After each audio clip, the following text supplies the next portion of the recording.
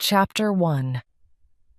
The Body, 1999. A group of 5 climbers move slowly across the north face of Everest. Suddenly, one of them sees something strange on the rocks below him, something whiter than the snow. Carefully, he climbs down towards it. Then he calls his friends on his radio.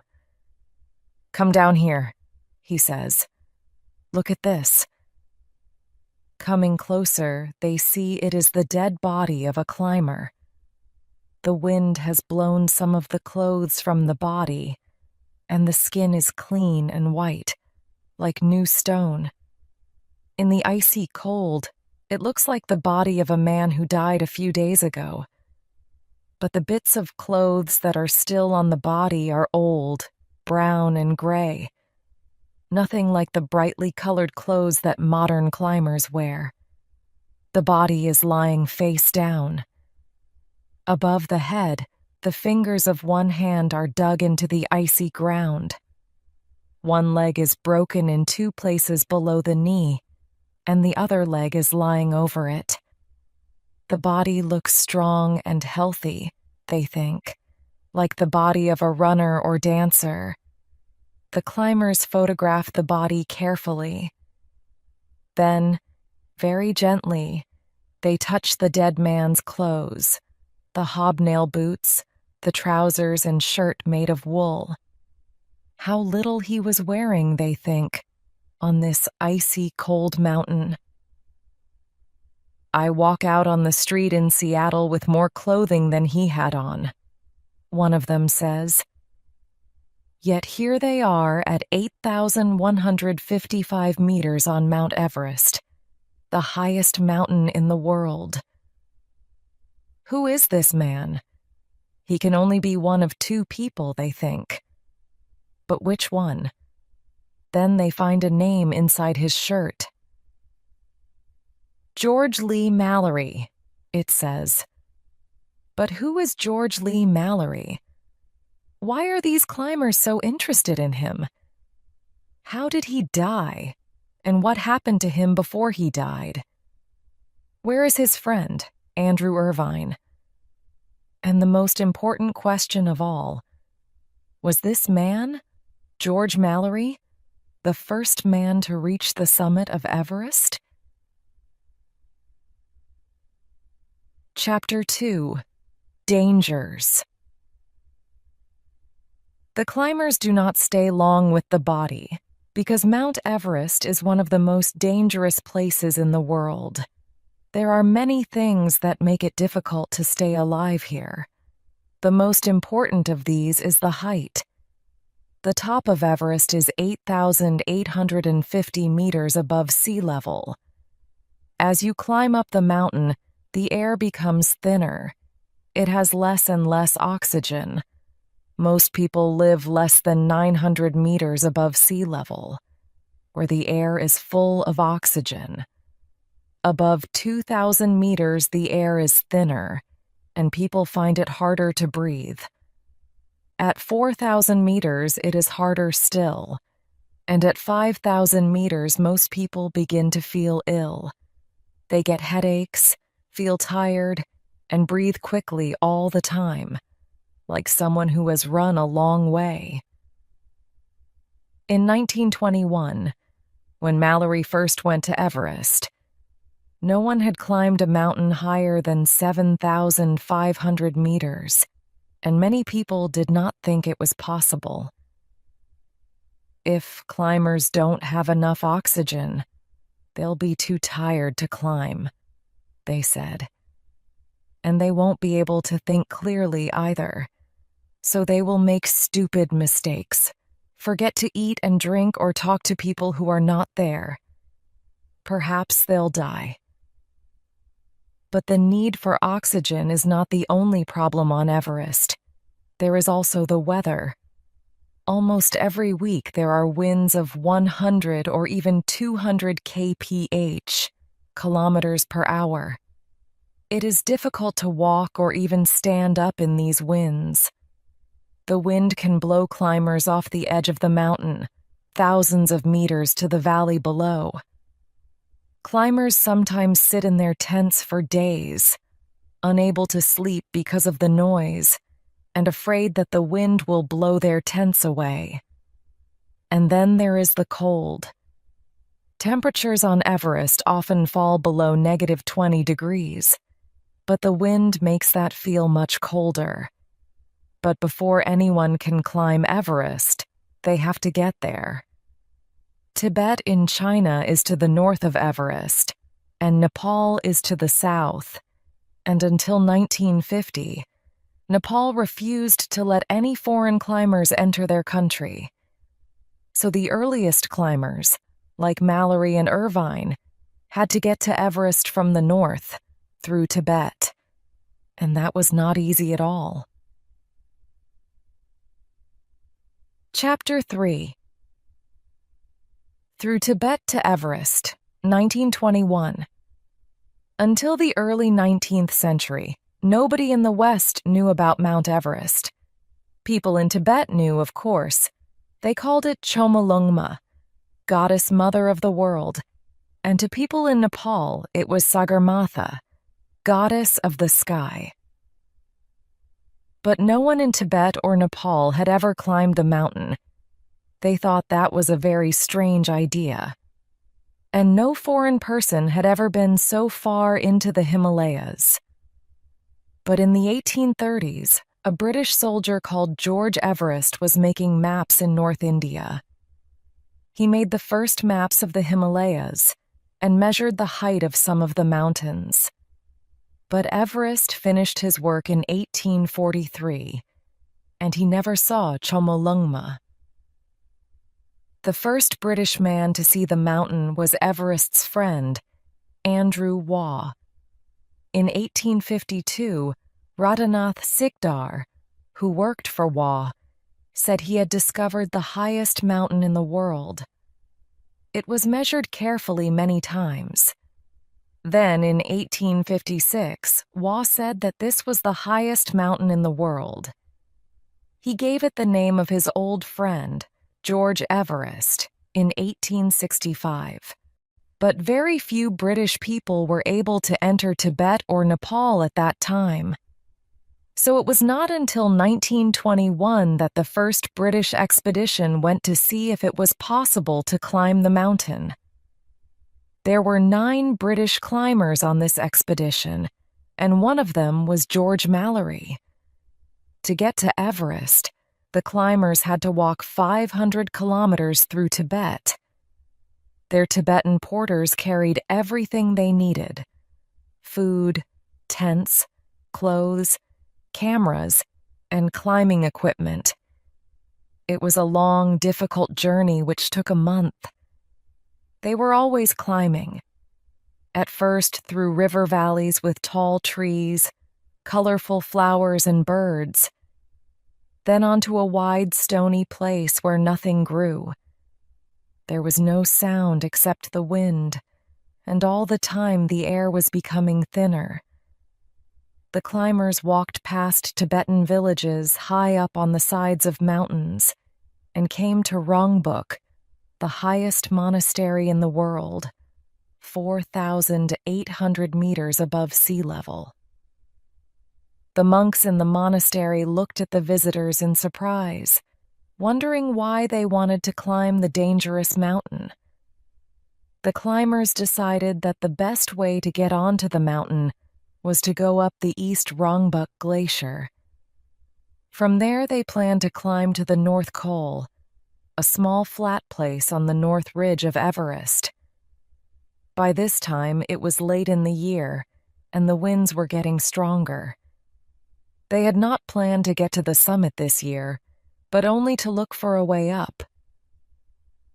But on 23 September 1921, Mallory, with 2 other climbers and 3 porters, climbed up the steep ice wall of the East Rongbuk Glacier. When they reached the snow ridge of the North Col the next day, they could see the summit, 1,800 meters above them. But at 7,000 meters it was difficult to breathe, and they moved slowly. And they could hardly stand up in the strong, icy winds. They would have to go down and come back next year. Chapter 4. The First Attempt, 1922. In 1922, a larger expedition returned. They brought oxygen with them this time, but the equipment was very heavy, and it did not always work. Many of the climbers wanted to climb the mountain on their own, if possible, without help. So climbing with oxygen was not popular with most of the climbers. 4 climbers set out on the first summit attempt: Mallory, Mooreshead, Norton, and Somervell. With 5 porters, they left Camp 4 on the North Col at 7 a.m. There was a terrible cold wind, and the climbers moved slowly, cutting steps in the snow for the porters behind them. They hoped to reach 8,230 meters that day, but at 7,620 meters, they were too cold and tired to go on. They found a place for Camp 5, and the porters left their loads here and went back down. The 4 men crawled into their 2 small tents to rest. But all night there was a high wind, and it was difficult to breathe or sleep. To get water to drink, they had to melt snow over a small cooker, which took a long time. Next morning, Mooreshead was ill. So Mallory, Norton, and Somervell set out at 8 a.m., leaving Mooreshead alone in the tent. They moved slowly, stopping after every few steps to rest and breathe. As they climbed, their hobnail boots slipped dangerously on the stones and rocks. In the thin air, they felt tired, more tired than any of them had ever felt before. At 2 p.m., they reached 8,227 meters, but they were still about 600 meters below the summit. So they turned back and helped Mooreshead down to Camp 3. On the way down, they met 3 more of their climbers coming up. They were the Australian George Finch, a Gurkha called Tejbir Bora, and Jeffrey Bruce, a young man who had never climbed before.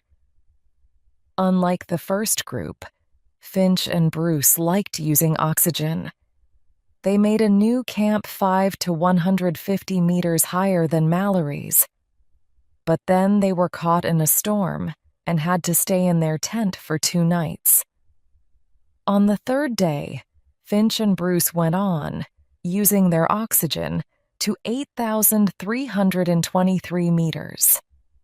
But here Bruce became exhausted and had to be helped down.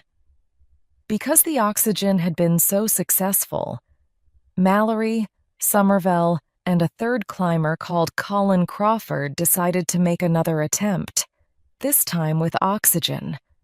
But while they were climbing across a snow slope, there was a sudden avalanche. Everyone was buried under the snow. All the climbers and 7 porters managed to climb out, but 7 porters were killed. It was clear that Everest had won, this time. Chapter 5. Saving the Porters, 1924. The British climbers returned in April 1924. This time they planned to succeed. Edward Norton was the chief climber in the group of 12 men, and they had 150 Tibetan porters, both men and women, to help them. From base camp, the porters carried equipment up to Camps 1 and 2 on the Rongbuk and East Rongbuk glaciers. One woman carried her 2-year-old child on top of an 18-kilogram load from 5,300 meters to 6,000 meters.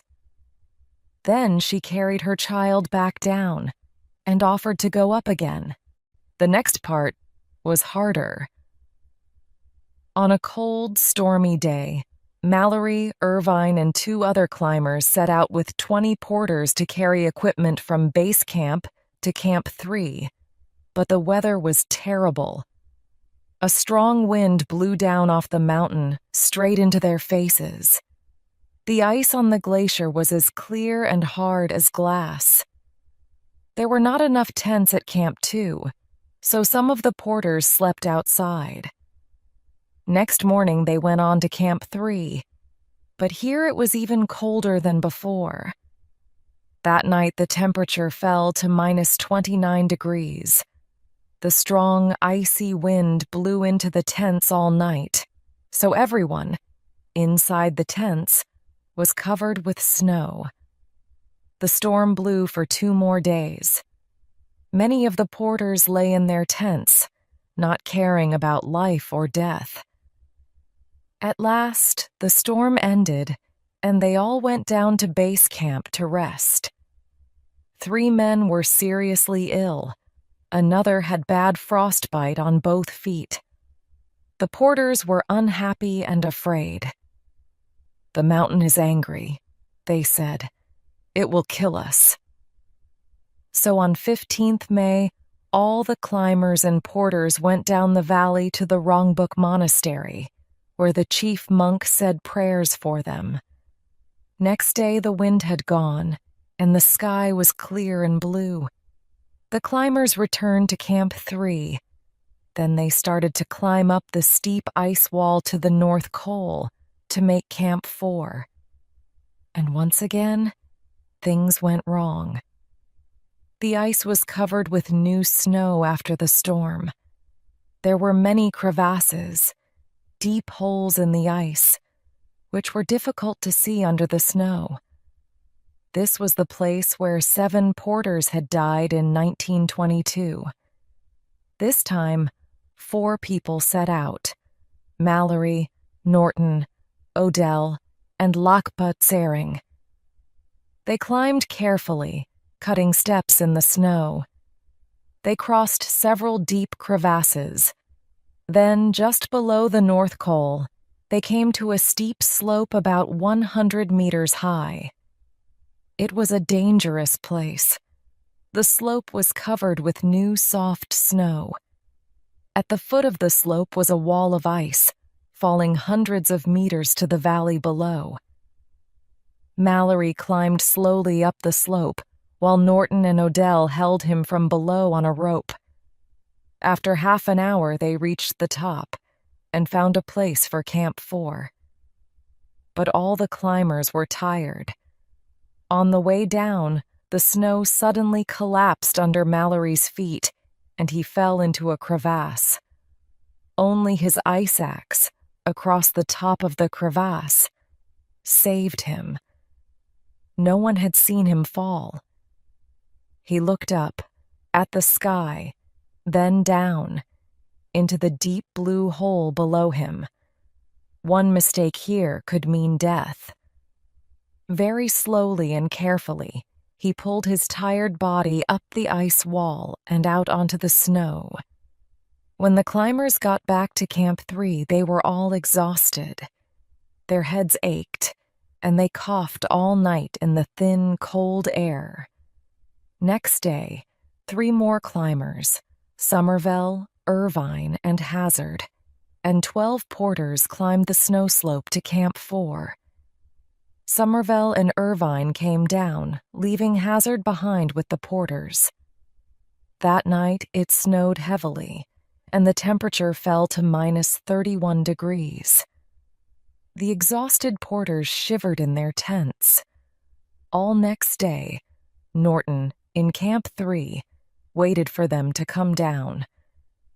At last, he saw them coming, black dots on the snow. But only 8 porters and Hazard arrived at Camp 3.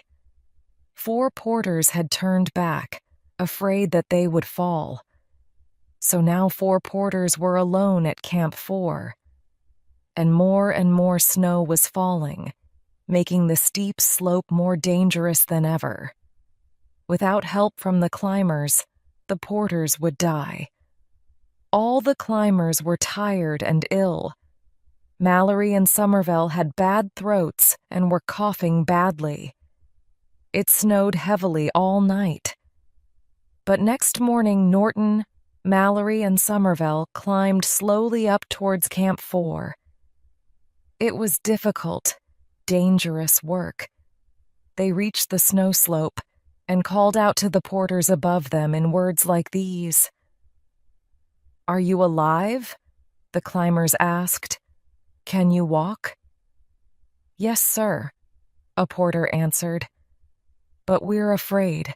It's too dangerous. If we slip, we'll fall and die." "If you stay there, you'll die of cold," Norton said. "Wait there. We're coming to get you."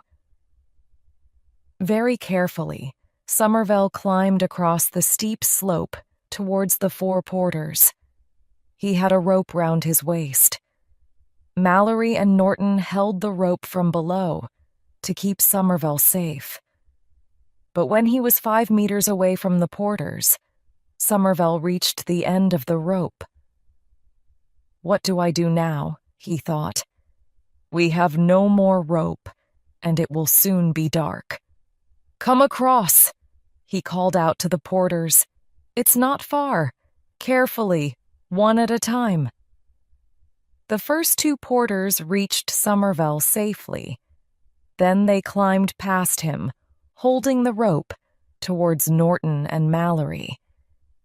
Somervell looked at the last 2 porters. "Come on," he said. "It's not difficult. One at a time."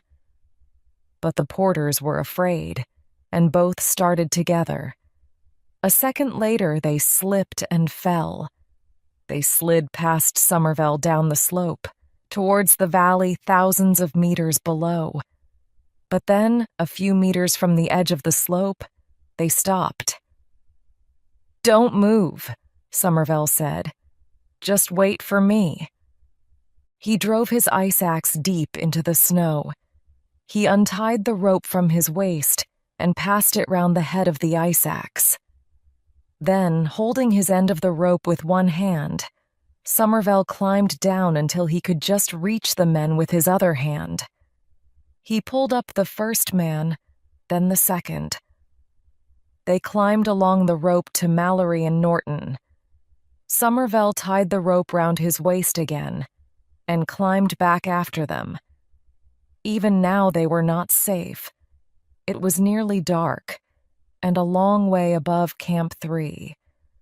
One of the porters, Namgya, could not use his hands because he had bad frostbite. But at last they reached Camp 3, where 2 more climbers, Noel and Odell, were waiting with warm food. All the climbers were exhausted.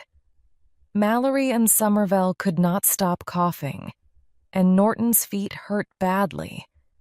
Helping the 4 porters had made them very, very tired, and they were nowhere near the summit of Everest. Slowly, they went down to Camp 1. They needed time to rest and to decide what to do next. Chapter 6. Somervell and Norton, 1924. Norton decided that 2 pairs of climbers would try to reach the summit without oxygen. Mallory and Jeffrey Bruce would go first, and Norton and Somervell would follow the next day. The climbers would find a place for Camp 5 above 7,600 meters, and for Camp 6 at 8,231 meters. Odell and Irvine would go up to Camp 4 to help the climbers when they came down.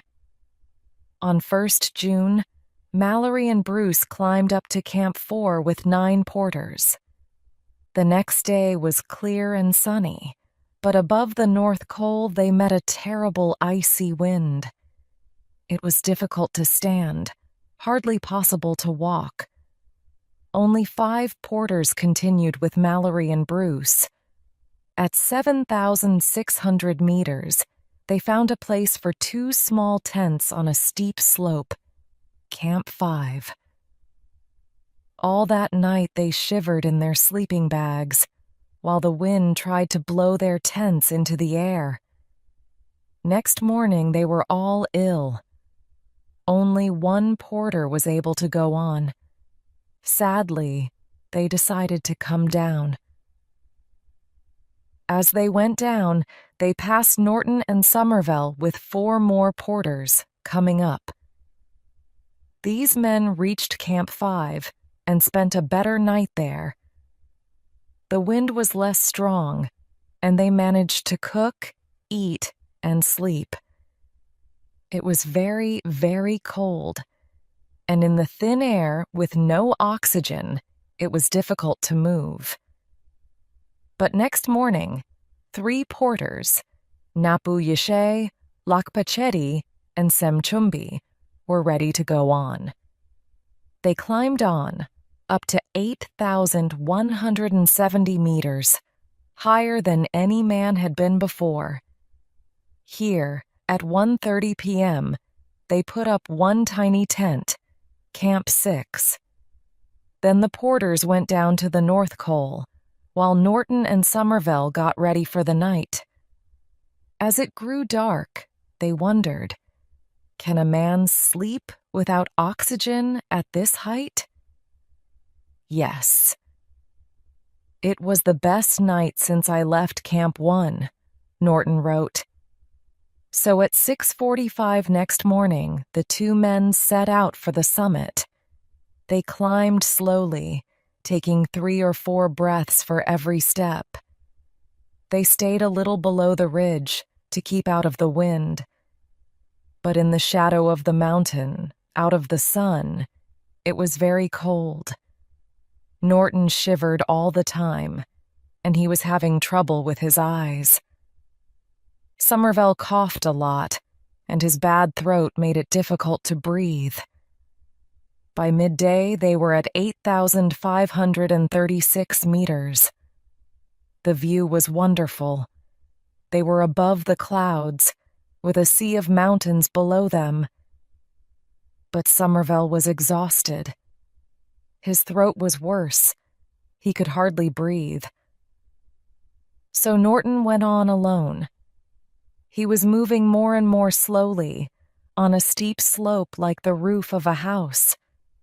There were large stones and soft snow under his feet. It was easy to fall. And below him, 2,743 meters straight down in the thin, clear air, was the East Rongbuk Glacier and Camp 3. He looked up. He was about 275 meters below the summit, but they were vertical meters. Meters measured up the mountain, not along it. But he was tired and moving very slowly, and his eyes were getting worse.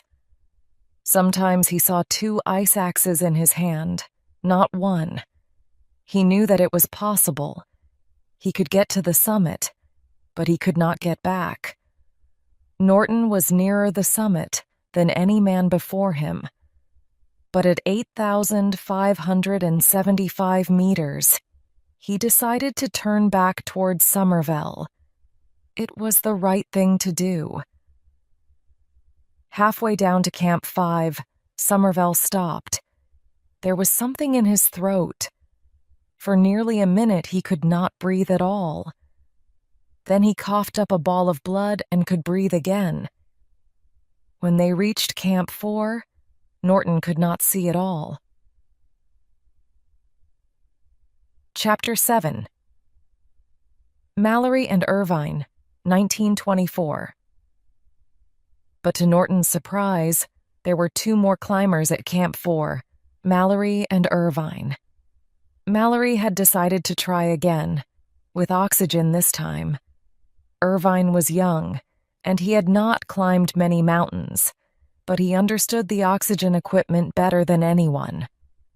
So Mallory decided to climb with him. On the 6th of June, they set out for Camp 5. 8 porters carried food and oxygen. Next day, they went on to Camp 6 with 4 porters. There, Mallory sent them back down with a note to Noel, who was filming the expedition. "Dear Noel, we'll probably start early tomorrow, the 8th, in order to have clear weather. It won't be too early to start looking out for us either, crossing the rock band under the pyramid or going up Skyline at 8 p.m. Yours ever, G. Mallory." Behind them, Odell climbed up to Camp 5 with food to help them when they came down. Mallory left a note for him too, asking him to wait at Camp 4 the next evening. The weather was fine, he said, but the oxygen was very heavy to carry. Odell was climbing alone, without oxygen. He spent the night at Camp 5 and then climbed up towards Camp 6. At 7,900 meters, he found some very old rocks. Studying rocks was Odell's job, and the rocks that he found showed him that Everest had once been under the sea. At 12:50 p.m., the clouds cleared above him, and he could see the summit ridge of Everest. High on the ridge, he saw two tiny black dots moving on the snow. They climbed quickly to the top of a rock step near the summit. Then the clouds came back and they disappeared. It was Mallory and Irvine, climbing strongly towards the summit. But Odell thought they were a little late. Was there enough time for them to get to the summit and then down to Camp 6 that night? He climbed up to Camp 6 and left some food for them in the tent. Then he climbed higher, towards the summit, calling out for them. But no one answered. He wondered what to do. He wanted to stay, but the tiny tent at Camp 6 was too small for 3 men. So, at 4:30 p.m., he went down. By 7 p.m., he was in Camp 4. The next day was 9th June. Odell was worried. When he looked up the mountain, he could see the tents of Camps 5 and 6, but nothing, and nobody, was moving. So Odell, with 2 porters, climbed up again to Camp 5. There was a strong wind all night. The porters shivered in their tent, and next morning they refused to move. So Odell went on alone, up to Camp 6. But no one was there. The tent was closed. The food was still there. Mallory and Irvine had disappeared. For 2 hours, Odell climbed on, above Camp 6 towards the summit. What was he thinking? Mallory and Irvine were probably dead, but perhaps, just perhaps, one of them was still alive, badly injured up there. Perhaps he could see something, or find something, and return with some answers. But he saw nothing, and found no bodies. Sadly, he turned back. At Camp 6, he went into the tent and pulled out 2 black sleeping bags.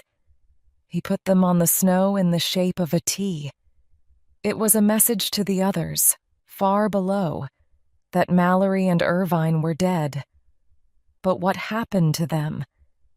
Did they reach the summit before they died? Or did they turn back, like Norton and Somerville? No one knows. When Odell last saw them, it was already 12:50 in the afternoon. But they were moving quickly, he said. So perhaps they went on to the summit, and then were too tired to find Camp 6 before dark.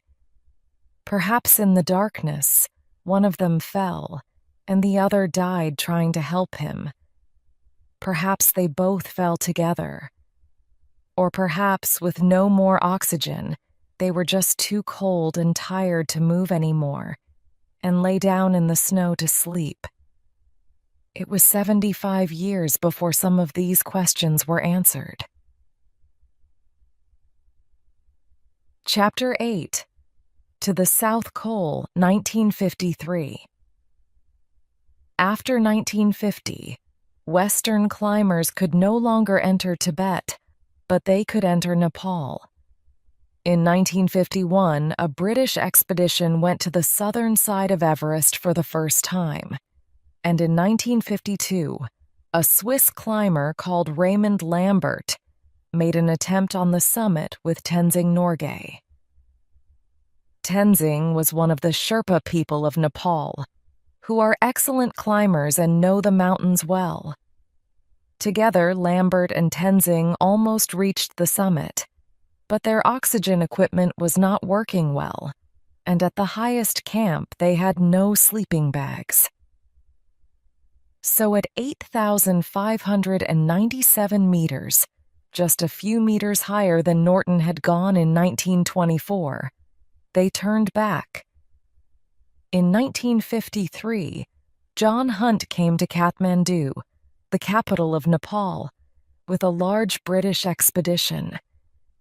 Tenzing Norgay joined them here, and the expedition set out for Thangboche, a monastery south of Everest. The walk took 17 days, and 350 porters were needed to carry their equipment.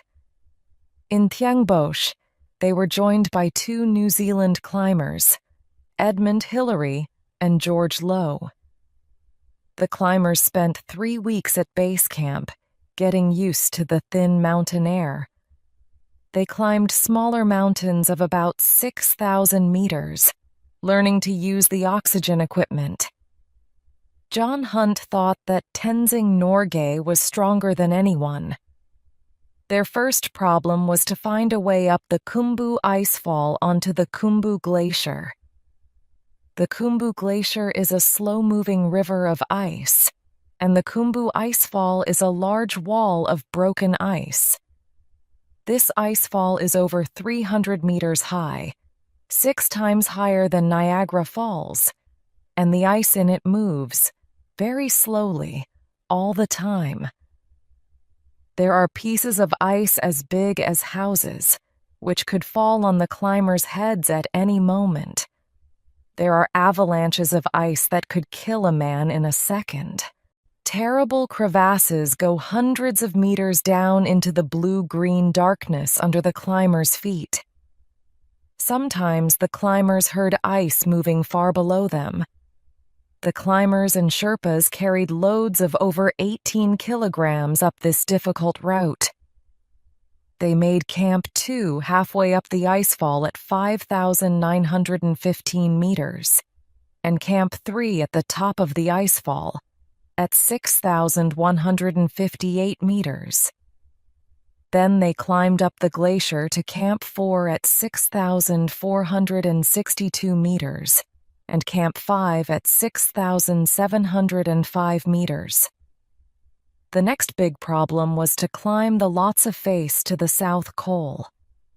High above Camp 5 is the mountain of Lhotse, 8,500 meters. To the left of Lhotse is the South Col of Everest. The first 600 meters of the Lhotse face is a steep slope of ice, the Lhotse Glacier. This ice is very difficult to climb, with many ice walls and deep crevasses. For 11 long days, the New Zealander George Lowe and the Sherpa Anulu fought their way up this wall of ice. All the way, they cut steps in the ice and fixed ropes for the others to follow them. They made Camp 6 at 7,010 meters, and Camp 7 at 7,315 meters. Then they began to climb to the left, across a wide snow slope, towards the South Col. But the weather was terrible, and they were very tired. High winds blew down on them from the South Col. After 12 days of this, George Lowe was exhausted. But on 21st May, Anulu and Wilfred Noyce finally managed to cross the difficult snow slope and reach the South Col at 7,925 meters.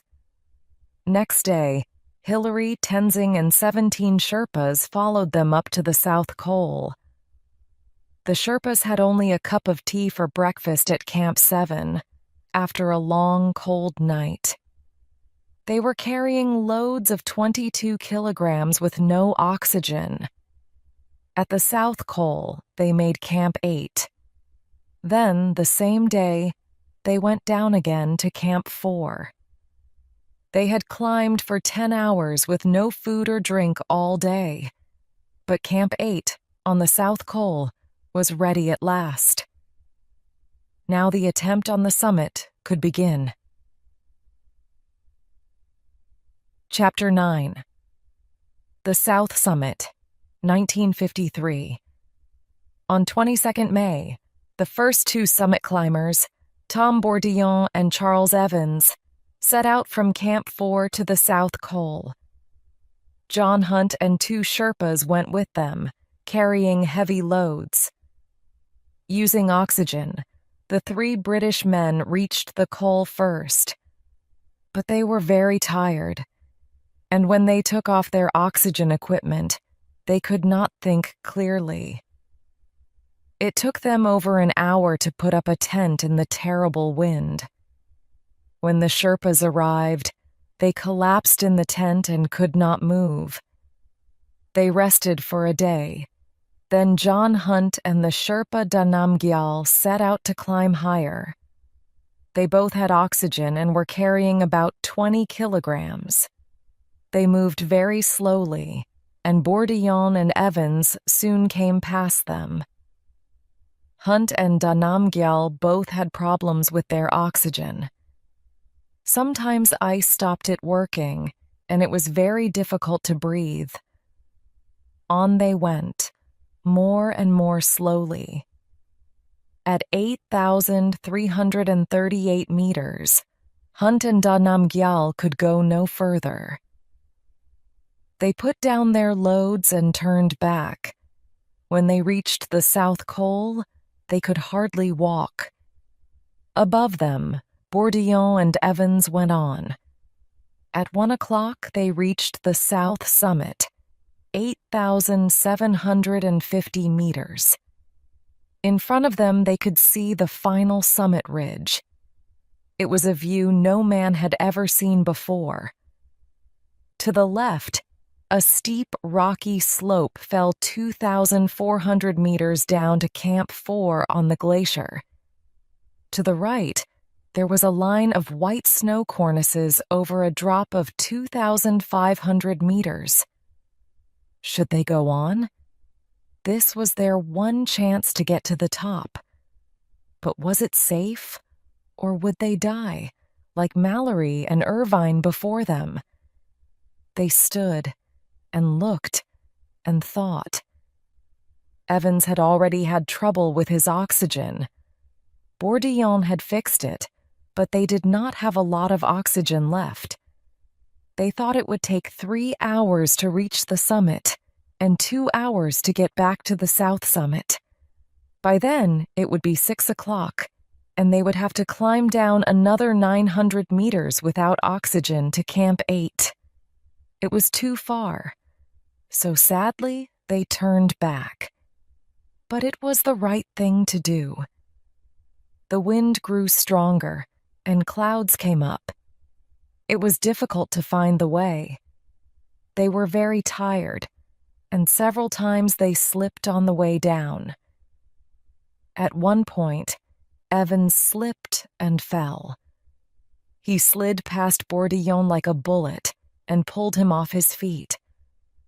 A moment later, they were both sliding down the snow towards the glacier, thousands of feet below. Quickly, Bourdillon turned onto his face and dug his ice axe into the snow. The ice axe stopped them, but they had nearly died. Was this what happened to Mallory and Irvine 29 years earlier? They wondered. A sudden fall, on the way down, and no one to help? It could happen so easily. When they reached Camp 8, they were exhausted. Their faces were covered with ice, and they could hardly walk. They looked like strangers from another planet, John Hunt said, but they had climbed higher than any man before them. Chapter 10. On Top of the World, 1953. Hillary and Tenzing were already at Camp 8, together with John Hunt, Danamgyal, and Angtemba. Gregory and Low were there too, with 3 more Sherpas, but the weather was bad. A terrible wind blew straight across the South Col, and the temperature fell to minus 25 degrees. Hillary said that it was one of the worst nights he had ever lived through. No one could sleep. They sat shivering in their tents, hoping that the wind would not blow them away. Bourdillon and Evans were exhausted.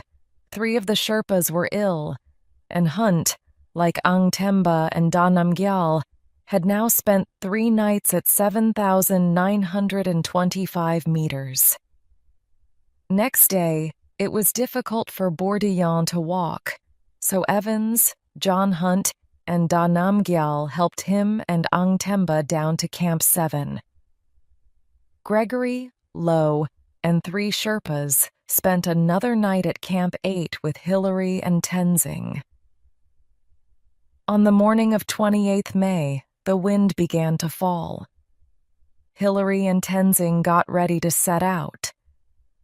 Gregory and Low's job was to start first and make Camp 9 somewhere below the south summit. But 2 of their 3 Sherpas were ill, so Low, Gregory, and Angnyima carried everything between them. With their oxygen, they carried about 18 kilograms each.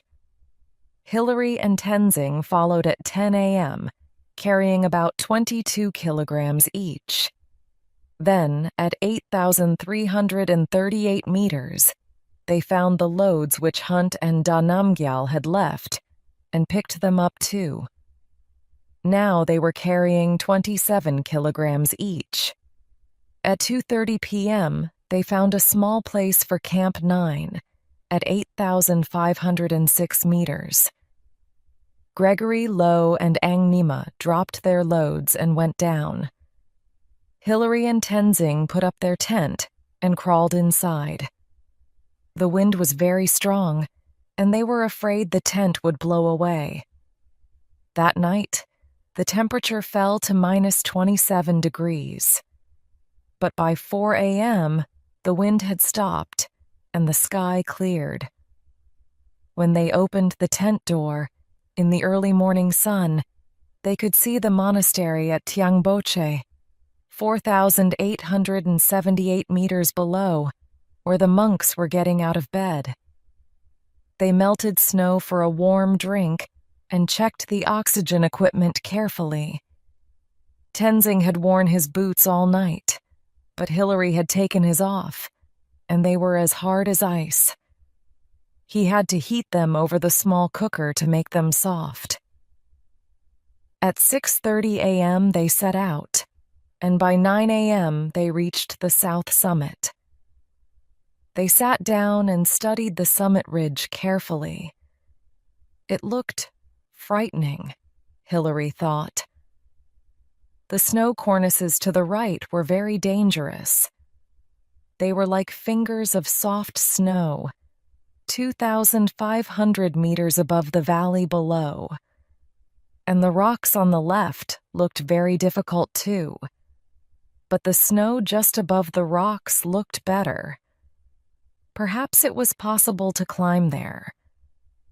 As soon as they stepped onto the snow, they were happy. It was good hard snow, so cutting steps in it was easy. But it was still very dangerous. One slip, and they could fall thousands of meters. Hillary went first, cutting steps in the snow.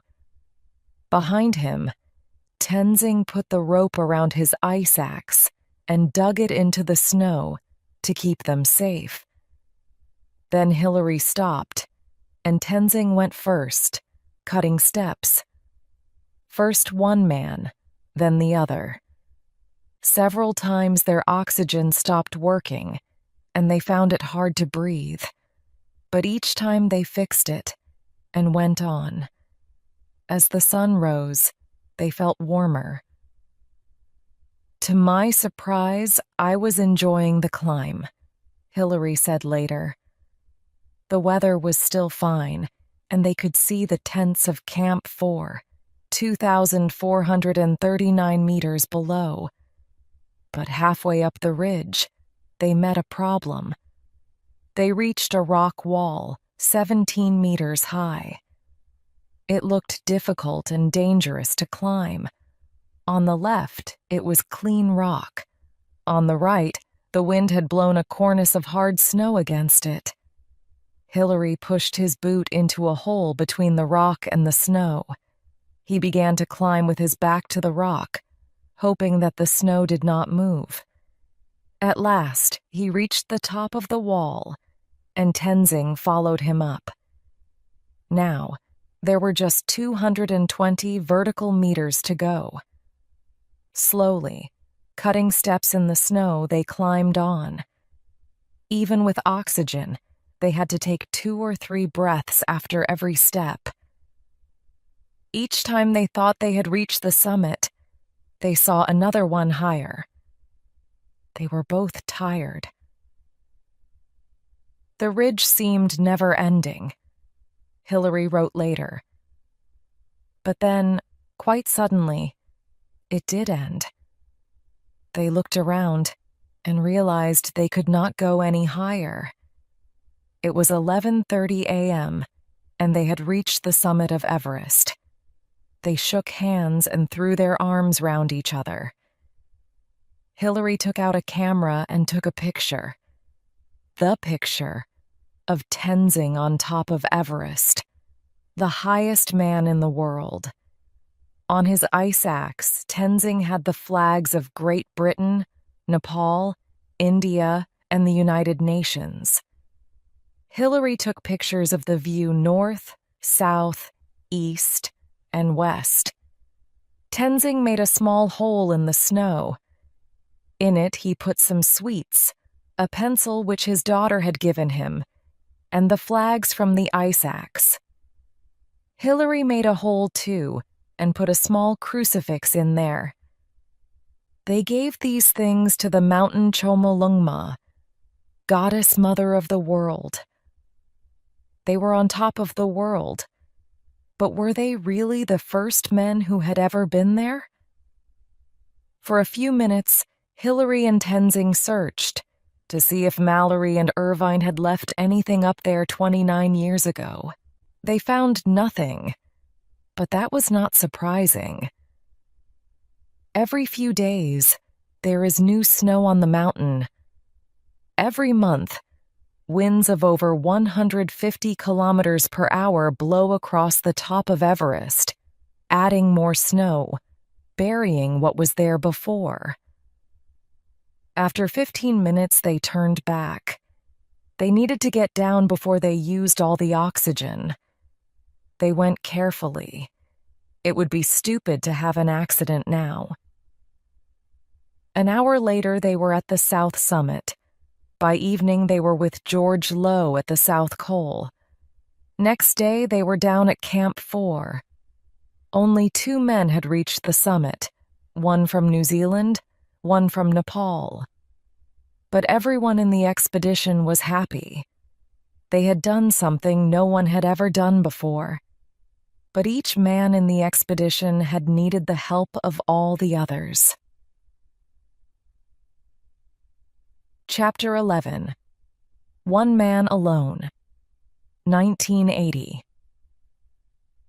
Since 1953, many hundreds of men and women have climbed Everest, most of them in large expeditions. Some groups have been very large indeed. In 1975, a Chinese expedition with 400 people managed to send 9 climbers to the summit. They left a small metal tripod there, fixed to the rock. In 1985, a Norwegian expedition sent 17 people to the top. All these climbers, like Hillary and Tenzing, needed the help of many others. Almost all of them used oxygen, too. People have climbed Everest from the south, north, and west. But the first climber to climb the mountain all alone, with no oxygen at all, was Reinhold Messner. In 1978, two climbers, Reinhold Messner and Peter Habeler, joined a large German-Austrian expedition climbing from Nepal. Most of the expedition were using oxygen, but Messner and Habeler decided to climb without it. After the success of Hillary and Tenzing in 1953 using oxygen, Messner said, the whole world thought that this must be the only way. But the early climbers did not think so. In 1924, Norton climbed to 8,575 meters with no oxygen. So, Messner thought, perhaps it is possible to climb 273 meters more. He tried twice. The first time he reached the South Col with two Sherpas, but they were caught in a terrible storm. Their tent nearly collapsed in the wind, and they spent 2 nights without eating or drinking before they came down. But a few days later, Messner tried again, with Peter Habeler, and in 10 hours they climbed from the South Col to the summit, with no oxygen at all. But back at the South Col, they were very ill. Habeler had a terrible headache. Messner had taken off his goggles to make a film, and the bright snow had hurt his eyes. Just like Norton in 1924, he lay in his tent all night, unable to see anything. The two men needed help to climb down from the South Col next day. 2 years later, in 1980, Messner began a new attempt. This time he went through Tibet, like Norton and Mallory in 1924. But Messner did not take a lot of heavy equipment and hundreds of porters. He just went with his girlfriend Nana, and 2 Chinese people came with them to show them the way. They started at the same place as the British base camp in 1924. Then, with 3 yaks, they climbed to Camp 3 at 6,500 meters on the East Rongbuk Glacier. Then, the 2 Chinese went back to base camp, while Nana and Messner stayed at Camp 3 for 10 days, getting used to the height. On 24th July, Messner climbed to the North Col at 7,000 meters. But he felt very tired, and there was too much soft snow. So he and Nana returned to base camp and spent 3 weeks walking and climbing above 5,000 meters. Each day they grew stronger and breathed more easily in the thin mountain air. On 15th August, they returned to Camp 3, and on 17th August, Messner climbed up to the North Col again, much faster than before. Now he was ready, he thought. He came down to Camp 3 to sleep. That night he ate and drank, and slept for a while. Then he got up, dressed carefully, and packed his rucksack with everything he needed: food for a week, a small cooker, tent, sleeping bag, camera. He had a head torch to see in the dark, 2 ski sticks, crampons, and a strong light ice axe. He touched Nana's face gently with his lips and stepped out of the tent into the night. "I shall be thinking of you," she said sleepily. "Bye-bye." "Bye-bye." The words came out of the night, and then he was gone. An hour later, he nearly died. When he was 500 meters above the camp, the snow suddenly collapsed under his feet, and he fell into a crevasse. His head torch went out, and everything was dark. He had decided not to take a radio with him. Now he was frightened. He could see nothing, and it was not possible to call for help. Then the torch came on again. He was standing on a snow bridge about 1 meter square above a deep black hole. He looked round. There was a small ice ridge to the left, going up, but to climb that, he needed crampons on his boots, and his crampons were in his rucksack. Very carefully, he got them out and put them on. Carefully, he reached forward across the crevasse with his arms. Then he stepped across onto the ridge, right foot first, then left. The crampons held in the ice. Slowly he climbed up, out of the crevasse, into the night. Far below, Nana was still sleeping in the tent. He climbed on, up to the North Col. As the sun came out, the clouds and mountains turned from dark blue to yellow and then pink. There was good hard snow under his feet. He climbed quickly, taking 50 steps, then resting, then taking 50 more. The ski sticks made climbing easier. As he climbed, Messner thought about Mallory and Irvine. They had come the same way up the mountain long ago. They had oxygen, but their clothes and equipment were much heavier than Messner's. Mallory and Irvine had no light tents and sleeping bags, no crampons, no ski sticks. But when Odell last saw them, they were high up on the North Ridge. 2 tiny black dots on the snow, going strongly. Did they reach the summit? He wondered. Or did they die before that? Far below him, Nana stood outside the tent, watching Messner climb higher and higher. To her, he was now a tiny black dot on the snow. "I would like to climb with him," she wrote in her diary. "One day, perhaps," I tell myself.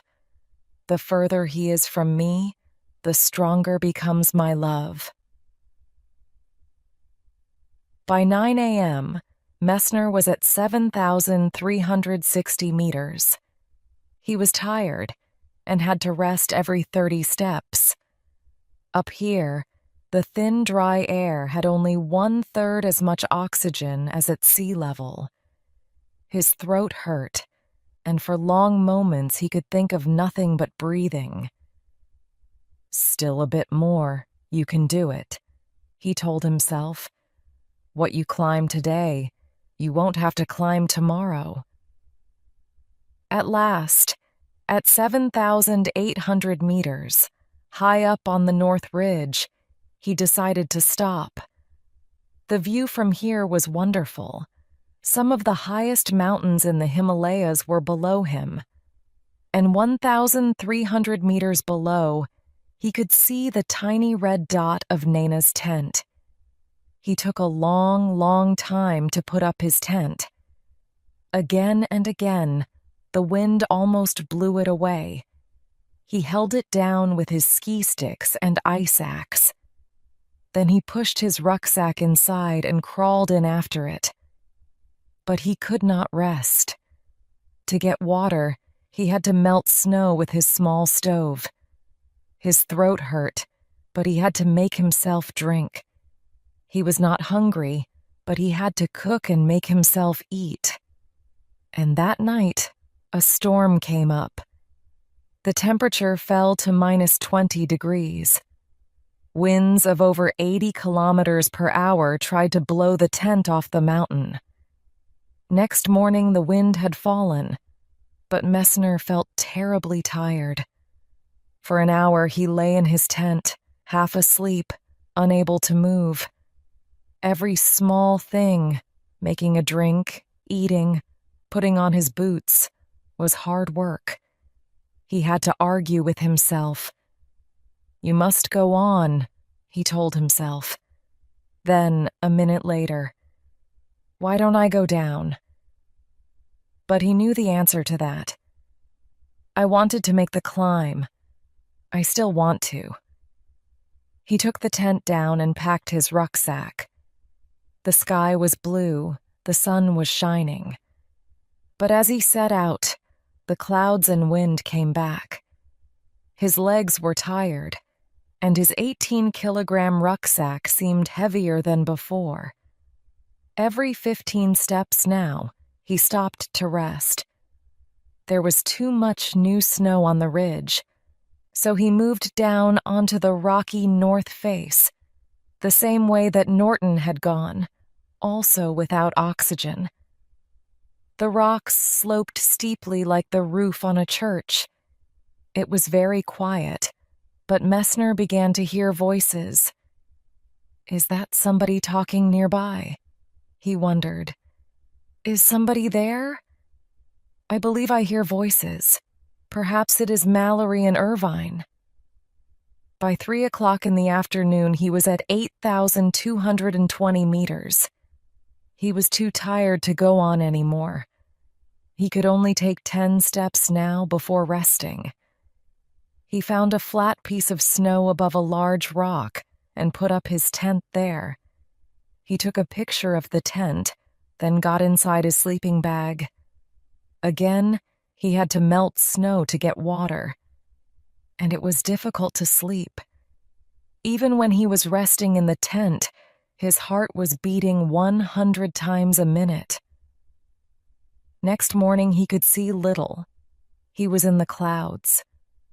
Should he go on or wait, he wondered. No, he thought. He couldn't wait. It's now or never, either or. I must either go up or go down. There is no other choice.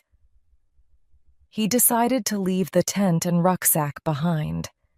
He put the camera in his pocket, picked up his ice axe, and set out.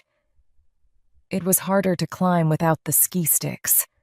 He was afraid that he would fall, so he often climbed on hands and knees.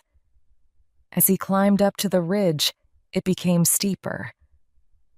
Often, he dug his ice axe into the snow above his head and lay on his face, resting. For 3 hours, he crawled slowly along the ridge. His dry throat felt like wood. Where is the summit? He wondered.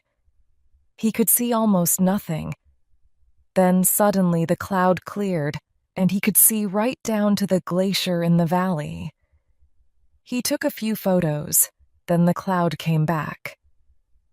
Where is the summit? He wondered. At most, it can only be another 10 meters up to the top. He crawled on, always upwards. Then suddenly, there it was. The metal tripod, which the Chinese had fixed to the summit in 1975. It was there in front of him. Messner had seen it before, in 1978. Now he took hold of it, like an old friend. He had done it. He was on top of the world, with nothing above him but sky. He sat down, like a stone. All he wanted to do was rest. But it was after 3 o'clock. He could not stay here in the dark. Slowly, he got up. He took a few photos. Then, at 4 o'clock, he turned to go. I must get back down, he thought. Half an hour too late means the end of me. On the way down, he started coughing badly. When he reached the tent, he lay in his sleeping bag like a dead man. But he could not sleep. He melted a little snow to drink, but ate nothing. Next morning, he left the tent where it was. Carrying the ski sticks and rucksack, he came down the mountain like a man walking in his sleep. Twice he slipped and fell. Each time, he turned on his face and dug his ice axe into the snow. Then suddenly, on the glacier, He saw Nana standing in front of him. Resting on his ski sticks, he looked at her. Was she really there? Yes, she was. "Reinhold, how are you?" she said. She ran towards him. Messner fell to his knees. He was crying. Nana held him in her arms. "Everything's okay, Reinhold," she said. "You are all right. The camp is over there." "Where are all my friends?" he asked. "I'm your friend. I'm here, Reinhold. Don't worry, we're going to our camp now." "Yes, where is the camp, actually?" he asked. "Over there." She took his rucksack and led him to the camp. Here, she gave him food and drink and let him sleep. All next day he lay in his sleeping bag without moving, while Nana watched over him. Reinhold Messner had climbed the highest mountain in the world, all alone, with no oxygen. But the mountain had beaten him too. They both won this fight, the mountain and the man. Chapter 12. The Final Question. By 1999, many people, both men and women, had climbed Everest. They came from the USA, India, China, Japan, Italy, and many more countries. One climber, Goran Kropp from Sweden, rode his bicycle to Everest, climbed the mountain without oxygen, and rode home again. But still, nobody had found an answer to the question, what happened to Mallory and Irvine? A climber called Jochen Hemleb became interested in this problem in 1988. He studied the problem for years, and his bedroom was full of books and photos of Everest. But with every new piece of information, there were new questions.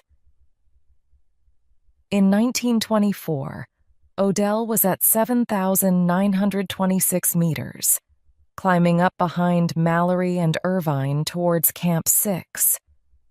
At 12:50 p.m., the clouds cleared, and Odell could see the summit ridge of Everest above him. High up on the ridge, he saw two tiny black dots moving on the snow. They were moving quickly. He saw them climb a rock step on the ridge. Then the clouds came back and they disappeared.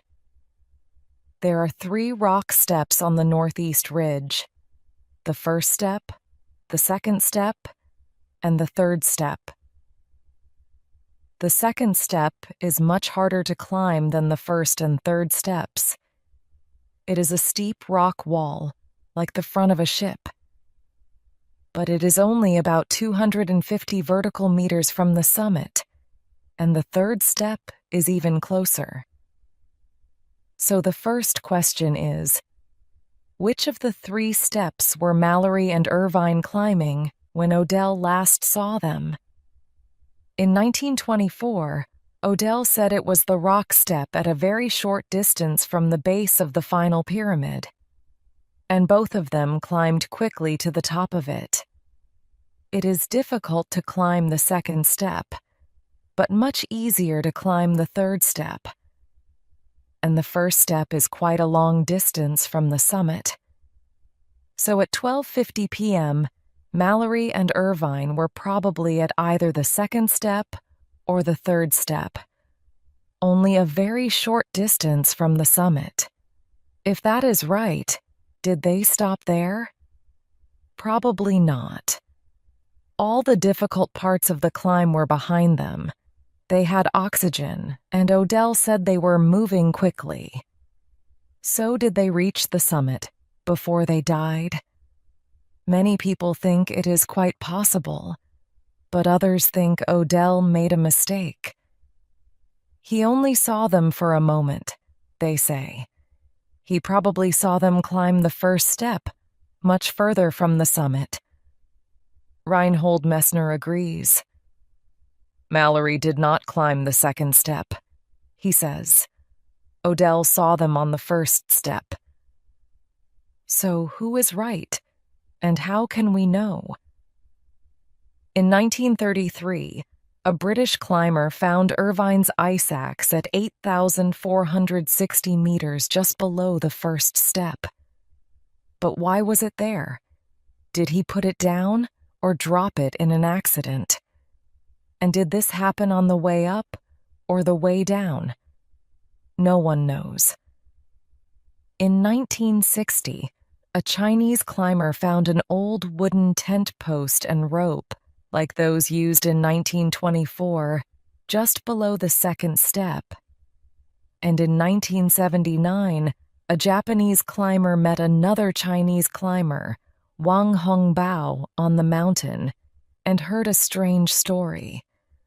4 years earlier, Wang said, he had found a body, an English dead, near the Chinese Camp 6 at 8,100 meters. Was this Mallory, perhaps? Or Irvine? The Japanese climber wanted to ask more questions, but the very next day, Wang himself was killed in an avalanche. So the questions continued.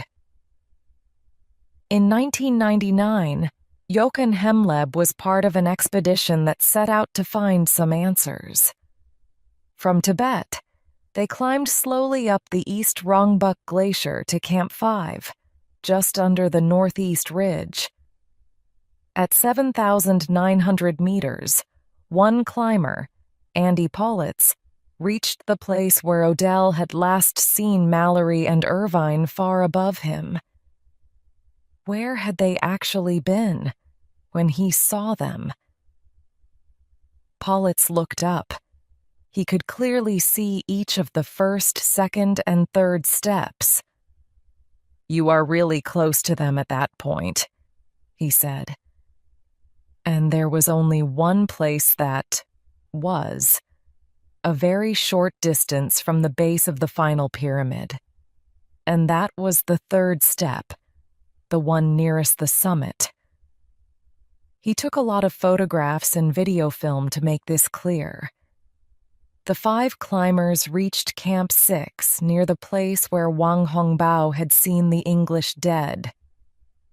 On the 1st of May, 1999, they set out to find the body again. They climbed across a steep snow slope, some going up, others down. It was a dangerous, frightening place. A strong wind made it easy to fall. After half an hour, they had found the bodies of not 1 but 6 dead climbers. All the dead bodies had broken arms or legs, and the climbers knew that at any moment they could fall and die too, like the men before them. But the dead bodies wore modern clothes, in bright red or orange colors, very different from the clothes that climbers wore in 1924. Then Conrad Anker saw something white on the rocks below him. He climbed down carefully towards it. Then he called the others on his radio. "Come down here," he said. "Look at this." As soon as they saw it, they knew this body was different. This was no modern climber. This man had been here for 75 years. Some of his clothes were gone, blown away by the wind, and his skin was white. There was no oxygen equipment. The rope around his waist had cut into the skin and was broken at one end where he had fallen. One leg was broken in 2 places. His head and arms were cut. They stood and looked at the body quietly for a while. They took photographs. Then, very gently, they began to look in the pockets of the man's clothes. One thing they hoped to find was a camera. In 1924, when Mallory and Irvine set out for the summit, Somervell gave Mallory a small camera to take with him. Did Mallory take photos at the summit or not? The camera could give the answer. In Mallory's pockets, they found some sweets, some letters from his brother and sister, A knife, a broken watch, his snow goggles. But no camera. They looked carefully all around, but the camera was not there. It was too cold and dangerous to stay there long. But they did not want to leave the body as it was. For all of them, Mallory was a great man, one of the first and bravest of all the men who tried to climb Everest. So before they left, they decided to bury his body. They covered the body with big stones. Then they said prayers over the body. They had found one body, but they were still looking for answers. It was clear, though, that Mallory had stopped using oxygen. There was no oxygen equipment on his body, so he probably threw it away when he had used all the oxygen. That means Mallory and Irvine did not turn back early, like Bourdillon and Evans in 1953, when they still had enough oxygen to get back to Camp 6. Probably they went on, trying to reach the summit even when they knew it was dangerous. Mallory's snow goggles were in his pocket, so perhaps he was coming down after dark. The broken rope round Mallory's waist shows that the two men were probably still climbing down together. The moon went down early that night, at 11:25 p.m. After that, there was only starlight to help them. They were tired, thirsty, and had no oxygen. But they were only 400 meters from the tiny tent at Camp 6, where Odell had left food. They were almost safe. And then, something happened. Perhaps something like this. They are climbing down together in the dark. Irvine is going first. Mallory is behind. Suddenly, Mallory slips and falls. Irvine tries to save him, but the rope breaks. Mallory falls faster and faster. When he hits the ground, his leg breaks in two places. But he does not stop. He is sliding down the steep slope towards the Rongbuk Glacier thousands of feet below. He has dropped his ice axe, but he turns on his face and digs his fingers into the snow above his head, trying to slow down. He stops, but he has hit his head on a rock. He lies there, unable to move, dying alone in the dark. Somewhere far above him, Irvine is injured too. He calls to Mallory again and again, but there is no answer. Slowly, he tries to crawl towards Camp 6, but he cannot find it. Alone, and lost in the dark and icy cold at 8,200 meters, Irvine dies too. Did they reach the summit before they died? Only Mallory's camera can answer that question, and no one has found it. But there is one other important thing which no one has found. When Mallory left England in 1924, he took a photo of his wife, Ruth, with him, and he made a promise to her, in words like these: "I'll look at your photo every day, but I will not bring it back. I'm going to take it with me to the summit of Everest. When I get there, I'm going to bury your photograph in the snow, on top of the highest mountain in the world." The 5 climbers searched carefully for the photograph of Mallory's wife in his pockets. But it was not there.